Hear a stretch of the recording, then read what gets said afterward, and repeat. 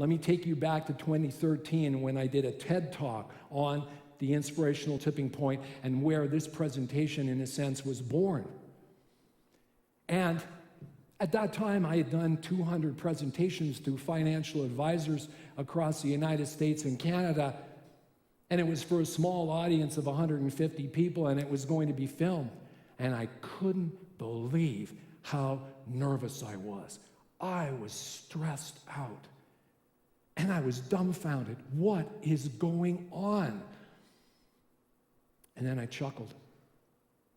Here I was going to be speaking in front of an audience of Ph.D.s and master's degrees. And I don't have a Ph.D. or a master's degree. I've got a Ph.D. and a master's degree in a school of hard knocks. So we was on a college campus, number one. The second thing is I was out of my comfort zone. I was speaking to a general audience, an audience of non-financial advisors, so to speak. And I laughed to myself. Here I'd been speaking in front of audiences of financial advisors for, now what that particular time was decades, to hundreds and hundreds and thousands of financial advisors.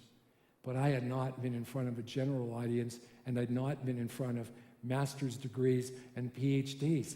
And what was going on with me is I realized that the amygdala had reached back into the back seat and dragged out my unmet need of worthiness, which was making me feel anxious and fearful and bringing a belief in that I was worthless.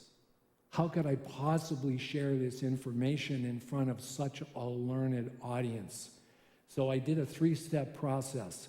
The first step, I had to be honest with it.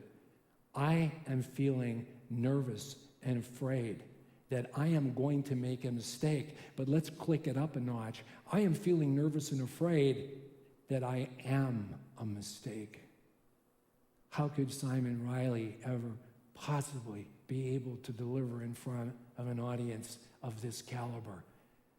I had to be honest, step 1, and I wrote that down. Step 2 is forgive me for feeling anxious and afraid and believing that I am a mistake, that I am worthless. And step 3 is forgive me for forgetting that happiness, joy, peace flows through every cell in my DNA. A person of faith would say, forgive me for forgetting that God defines, sustains, and guarantees my function of salvation. I am free.